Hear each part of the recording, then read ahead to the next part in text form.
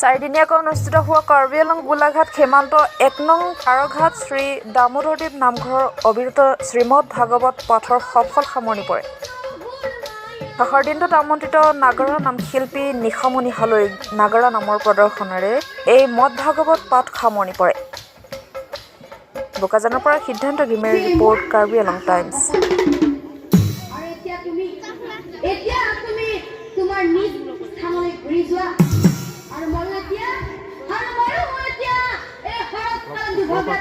কি কৰিম জানা?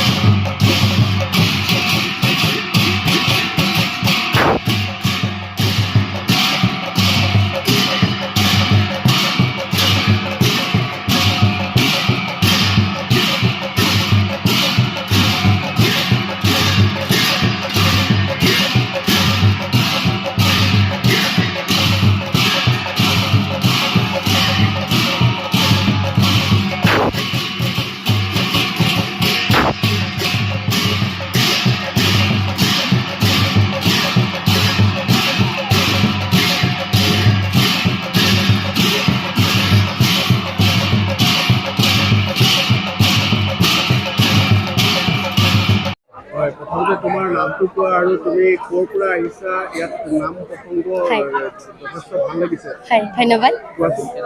হয়, মোৰ বৰ্তমান মোৰ নাম শ্ৰী নিশামণি হালৈ। মোৰ দলটো তথা মই আমাৰ গুৱাহাটী নুনমাটিৰ পৰা আহিছোঁ। কিমান দিনৰ পৰা তুমি নাম প্ৰসংগ কৰি আছা? নাম মোৰ গোৱা বেছি দিন হোৱা নাই। মই আজি 2 বছৰ আগৰ পৰা নাম গাইছোঁ।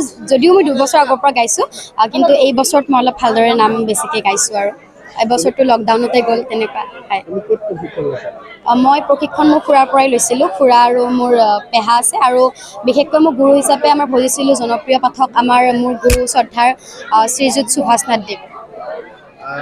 বৰ্তমান যি নেগেৰা নামক লৈ যি বিতৰ্ক হৈ আছে, হয় হয়, কি ক'বা?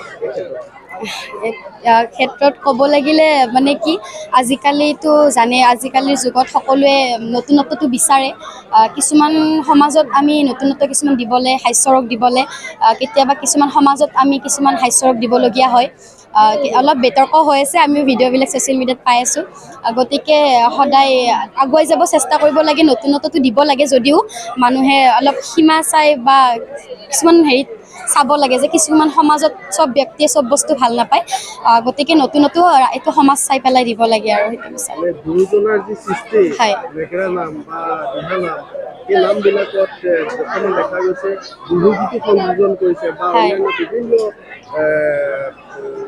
তাত সংযোজন কৰা দেখিবলৈ পোৱা গৈছে আৰু বিতৰ্কত সোমাই গৈছে হয় হয় তুমি নতুন প্ৰজন্মৰ এগৰাকী নামৰ শিল্পী হিচাপে হয় হয় কি ক'বা